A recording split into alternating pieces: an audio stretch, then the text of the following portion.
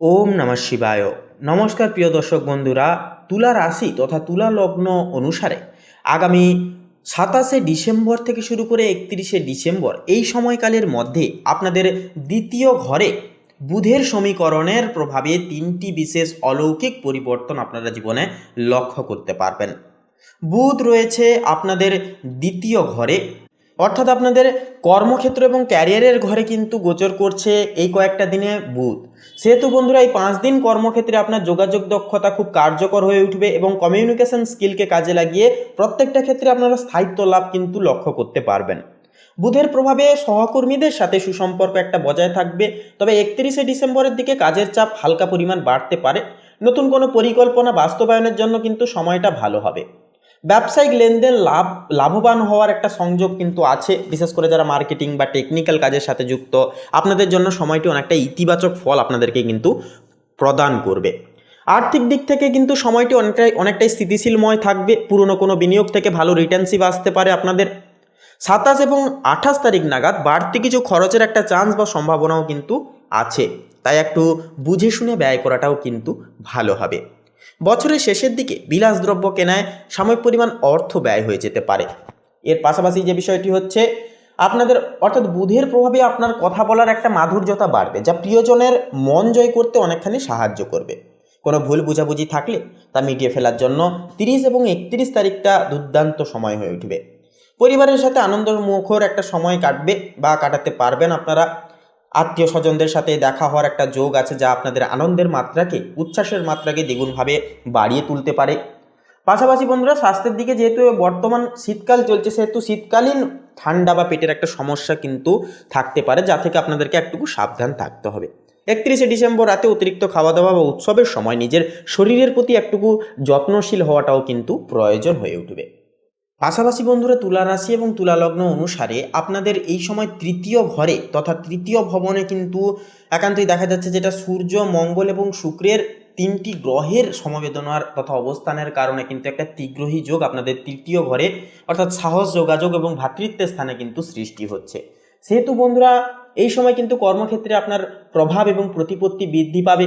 রবি ও মঙ্গলের প্রভাবে আপনি অত্যন্ত সাহসী সিদ্ধান্ত নিতে পারবেন। কোনো কিছু স্টেপ নিতে আপনারা কিন্তু দ্বিধাগ্রস্ত হবেন না।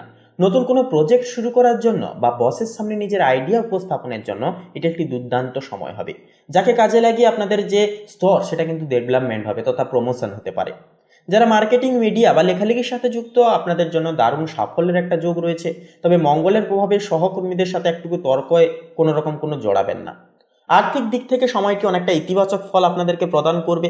শুক্রের প্রভাবে বিলাসবহুল কোনো জিনিস কেনাকাটার একটা যোগও কিন্তু রয়েছে, তবে বছরের শেষের দিকে একটা বাড়তি খরচের একটা প্রবণতা সেটা কিন্তু দেখা দিতে পারে, তাই বাজেটের দিকে বিশেষ নজর রাখাটাও কিন্তু জরুরি হবে। পাওনা টাকা আদায়ের একটা সম্ভাবনা বা যোগ একটা কিন্তু সেটা কিন্তু রয়েছে।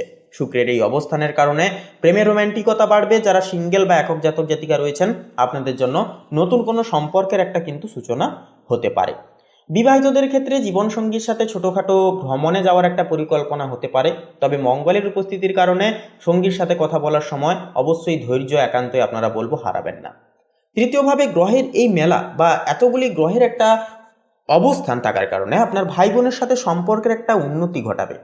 প্রতিবেশীদের সাথে সুসম্পর্ক বজায় থাকবে। সামাজিক যোগাযোগ বা প্রতিপত্তি একটা বাড়বে এবং নতুন কোনো প্রভাবশালী ব্যক্তির সাথে পরিচয় বা আলাপও কিন্তু একটা হতে পারে, যা ভবিষ্যতে আপনার একান্তই একটা কাজে লাগবে। এরপরে যে বিষয়টি হচ্ছে স্বাস্থ্য। দেখুন, সামগ্রিকভাবে স্বাস্থ্য অনেকটাই ভালো থাকবে, তবে অতিরিক্ত কাজের চাপ বা মঙ্গলের প্রভাবে ছোটোখাটো চোট বা আঘাত, কাঁধে বা ব্যথায় একটা ভুগতে পারেন। বছরের শেষে কয়েকটা দিন উৎসবে মেতে থাকলেও পরিমিত আহার ও পর্যাপ্ত বিশ্রামের দিকে একান্তই নজর দেওয়াটাও কিন্তু একান্তই প্রয়োজন রয়েছে। সবচাইতে বিশেষ একটা প্রভাব পড়বে আপনাদের, যেহেতু নবম হাউসে এই সময় কিন্তু দেখা যাবে কি না, বৃহস্পতির একটা ট্রানজিট থাকছে, অর্থাৎ গুরু গ্রহের একটা সমর্থন কিন্তু আপনাদের ভাগ্যের ঘরে থাকছে, যা আপনাদের ভাগ্য সহায় হওয়ার একটা অন্যতম সংকেত কিন্তু এই 5টি দিনে বা দেখা যাচ্ছে বা সংকেত প্রদান করছে। এই 5 দিন আপনার মধ্যে আধ্যাত্মিকতা এবং নতুন কিছু শেখার একটা আগ্রহ বা ঝোঁক সেটা কিন্তু বাড়বে। কোনো আটকে থাকা কাজ ভাগ্যের জোরে হুট করে হয়ে যেতে পারে। আপনি মানসিকভাবে বেশ ফুরফুরে ও ইতিবাচক অনেকটা কিন্তু থাকতে পারবেন। মাসের শেষ কদিন কাজের চাপ থাকলেও সহকর্মীদের সহযোগিতা পাবেন, ঊর্ধ্বতন কর্মকর্তাদের সাথে একটা সুসম্পর্ক তথা ঘনিষ্ঠতা বজায় থাকবে, নতুন কোনো প্রজেক্ট বা দায়িত্বের কথা একটা আলোচনা হতে পারে যা আগামী বছরে আপনার কাজে একান্তই কিন্তু দেবে। যারা আমদানি রপ্তানি বা ভ্রমণের সাথে যুক্ত ব্যবসায় আছেন, আপনাদের জন্য সময়টি অনেকটাই লাভজনক ফল দেবে। 29 ও 30 তারিখে ব্যবসায়িক যোগাযোগ থেকে একটা দুর্দান্ত ভালো খবর আপনার কিন্তু আসতে পারে। আর্থিক অবস্থায় বিষয় বলি, দেখুন আর্থিক দিক থেকে কিন্তু এই যে সময়টি অনেকটাই কিন্তু স্থিতিশীল হবে। তবে 31শে ডিসেম্বর একান্তই বছরের শেষ দিন হয়, আনন্দ উৎসবে অতিরিক্ত ব্যয়ের একটা সম্ভাবনা বা চান্সের যোগ একটা কিন্তু আছে। বৃহস্পতির প্রভাবে আয়ের নতুন একটা উৎস সেটা কিন্তু নিয়ে পরিকল্পনা একটা সফল হতে পারে। তবে বিনিয়োগের ক্ষেত্রে তাড়াহুড়ো একান্তই করতে যাবে না, তাহলে কিন্তু সমস্যা একটা পড়তে পারেন। এরপরে যে বিষয়টি হচ্ছে আপনাদের ক্ষেত্রে পরিবার এবং বাড়িতে গুরুজনদের শরীর ও স্বাস্থ্যের একটা উন্নতি ঘটবে, অর্থাৎ দীর্ঘদিন ধরে কোনো রকম কোনো সমস্যা চলরত ছিল সেগুলি কিন্তু দূরে যাবে এবং একটা স্বাস্থ্যের একটা উন্নতি কিন্তু ঘটতে দেখা যাবে আপনাদের ক্ষেত্রে। এরপরে যে বিষয়টি হচ্ছে পারিবারিক কোনো ধর্মীয় অনুষ্ঠানে যোগ দিতে পারেন আপনারা, ভাই বোনদের সাথে সম্পর্ক মধুরময় হবে, সঙ্গীর সাথে একটা দূরত্ব ঘুচবে, বছরের শেষ কদিন ভ্রমণে যাওয়ার বা বিশেষ সময় কাটানোর একটা পরিকল্পনা সেটাও কিন্তু সফল মারফতে হয়ে উঠবে। অবিবাহিতদের বিয়ের কথাবার্তায় অগ্রগতি একটা কিন্তু দেখা যেতে পারে। তো সামগ্রিকভাবে স্বাস্থ্য ভালো থাকবে, তবে ঋতু পরিবর্তনের কারণে ঠান্ডা বা পেটের একটা সমস্যা কিন্তু হতে পারে। বছরের শেষের দিকে অনিয়মিত খাওয়া দাওয়া থেকে একান্তই সতর্ক থাকুন, একটুকু সাবধান থাকুন এবং শরীরের দিকে একটুকু খেয়াল রাখুন। এইটুকু একটু কাজগুলি করে চলুন। চন্দ্রের একটা প্রভাব সেটা আপনাদের কিন্তু মানসিক দোলাচল বা মানসিক স্থিতিকে কিন্তু মাঝে সাঝে বিঘ্নিত করতে পারে। তবে আপনারা যদি মেডিটেশন এবং নিজেদের মনকে একটুকু বুঝে শুনে চলেন, তাহলে বলবো সময়টা কিন্তু অনেকটাই ইতিবাচক ফল আপনাদেরকে কিন্তু প্রদান করবে। এবং গুরুজনদের একটুকু পরামর্শ যদি মানতে পারেন সেটা কিন্তু অনেকটাই দুর্দান্ত হবে, কারণ একান্তই গুরু গ্রহ আপনাদের ভাগ্যের স্থানে অবস্থান করছে, সেহেতু বলবো গুরুজনদের কথাবার্তা একটুকু মানবেন, গুরুজনদের ভক্তি করবেন, শ্রদ্ধা একান্তই জ্ঞাপন করবেন এবং প্রত্যেকটা ক্ষেত্রে পরামর্শ নিতে ভুলবেন না বন্ধুরা। প্রত্যেকটা শুভ কাজে বেরোনোর পূর্বে ইষ্ট দেবতাকে স্মরণ করুন, পাশাপাশি একান্তই দেবদেবীর আশীর্বাদ নিয়ে শুভ কাজে আপনারা পদক্ষেপ নিন। একান্তই এই সময়কালে যে কোনো কাজ শুভভাবে শিরোধার্য হয়ে উঠবে।